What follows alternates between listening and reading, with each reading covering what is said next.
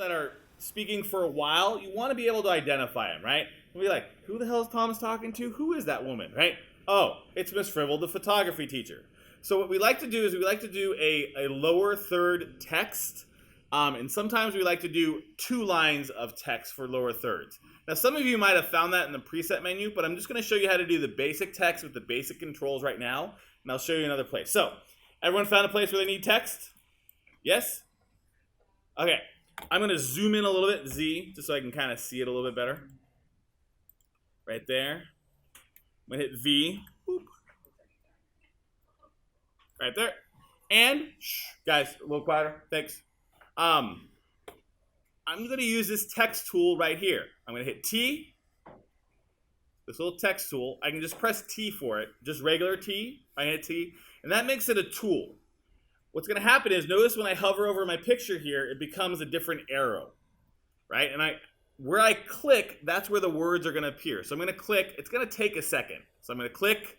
It's going to think about it for a while, right? And then I'm going to type. I'm going to type Ms.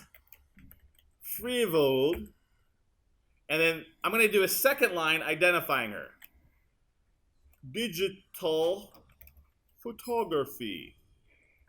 I'm not saying teacher because I'm implying that it's a teacher, but I could. So once again, remember guys, I gotta go fast. I already got 8 minutes left, right? So once again, I'm going to do it again. I'm going to use the T here. Boop. And I'm going to type, I'm going to click where I want it to show up, right about here. This is what they call the lower third line. I'm going to hit T. Boom. I'm going to type in Ms. Frivold. That's a little too high. You don't want it going over their face. And I'll say digital photo. The reason why I don't have to say why she's a photo teacher, one, I'm calling her Ms. That kind of implies, like everyone here, if you call them Mr. or Mrs., you're implying that they're a staff member. And the fact that I name the type of course, right, is that. Yeah, Aiden. How do you control whether you like the name things and We'll get that. We got that. Let's go to colors. So a couple other issues is, right now it's showing up as white, and then notice she has a polka dot shirt, so it's actually kind of hard to read Frivold, right? So often what you want to do for text is you want to have a contrasting outline. So if it's a white text, you want a black outline. Or if you have school colors, we have contrasting colors, which is great. So we can have gold text with a maroon outline or vice versa, right? So how do we change all this font? Pretty easy. I'm going to double click on, if notice that the font is pink, not blue. It helps, it gives you some color indications. I'm going to double click on that pink thing here. Boop, boop. And over here on the left-hand side, you'll notice it's changed. And so now what happens is this lets me deal with the settings with whatever I double click on. Josh was just playing with this with something different, right? But if I double click there and then I go to effects controls and I scroll down just a little bit where it says source text, it's a little hard to see. It's a lot of small text there. But I can scroll down, and this is what I'm looking for. So I have Minion Pro. I don't want to use Minion Pro. I want to use something a little cooler. So I'm going to do, I don't know, Nueva Standard. Yeah. Can I make it bold sometime? Condensed? I can do bold condensed. Ooh, getting better. Do I want to make it a little bigger? You bet I do. So then there should be a size coming up. Where's my size? Oh, size is at 100 point font. I want to go a little bit bigger. Now, what happened is it got a little too close to the bottom of the screen. So I'm going to maybe move it up a little bit. I can do that a couple ways. I can click here, then double click here and move it. See how I get this box? I can just kind of move, oops. I can kind of move that box around to where I want. I could also change positions up here. I can show you later.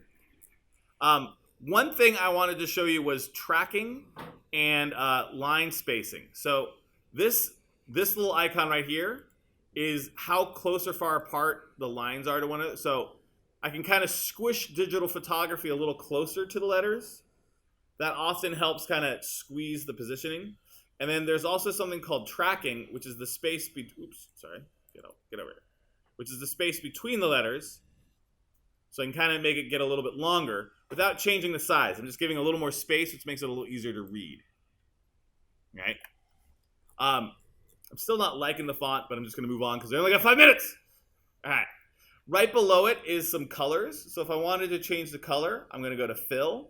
I can click on Fill. And I can give it the MA Gold. I'll go over the actual accurate colors later. I'll give it this like MA. And we are gold. So gold's actually leaning more towards orange than yellow. And I'll give you the hex code later. And that's pretty good MA Gold. Still a little tougher to read. And so Adobe's word for outline is stroke. I'm not sure why. But it's stroke. I know it's a technical artsy term. I'll ask my artsy friend later. And I'm going to give it a contrasting color. So if you chose like light blue for the color, choose a like dark purple, right? Or if you chose white, choose black. And you can also invert them, right? So for stroke, I'm going to go up here and I'm going to choose like a maroonish, something pretty dark red, and hit OK. And then if I wanted to make it thicker, right now it's only 1 point wide. So again, I can click on this number here. I can either type in numbers or I can bold it up. Drop shadow is always fun. You can change the opacity and the angle of the drop shadow. There's all a whole bunch of other controls. If I wanted to change the position as well, I can also just mess with the position here with these blue numbers. You guys see that? So I could click and move it around here like that. Or I can play with it here to get some more control over it. Now later I'm going to show you how you can add more to this. You can add like an underlying bar that's like semi-transparent. There's other things you can do, but for now, the lower third text like this has a little outline so we can read it regardless of what's behind it. That's going to really help us out. And that's all I need. Now, some of you might be like, gee, I got to do this for every single person I want to identify? No! Horrible! Do you know what? Let me get to Adrian's question. Adrian wanted it to fade in and out. Adrian, the simple answer right now is to go to the edge, right-click, apply a default transition, and do that on the other side. Right-click, apply default transition. Yeah, it does that. We'll go over other transitions later. So if you like that style and that's your style for this piece, you can select it, hit Command-C for copy, and let's go to another person. Frivoled again? No. Let's go to this dude, right?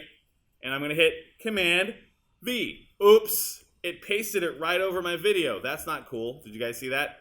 Let me show you. The yellow bar gets a little annoying, I know. Hit Command-V. It obliterated my footage down here. Not cool, Premiere. So what you got to do is you have to tell Premiere where you want stuff to be pasted. So remember this left-hand side? You guys remember this?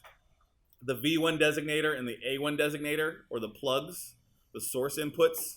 You guys remember that? The one to the right is your paste inputs or your function inputs.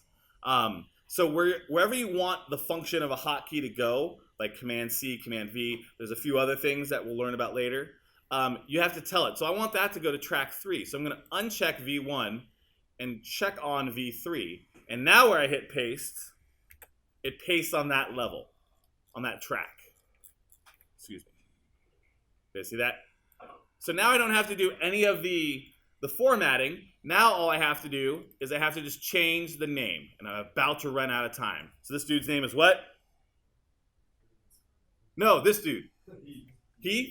Heath, right? Heath. And then he is a senior. Senior? M.A. Senior.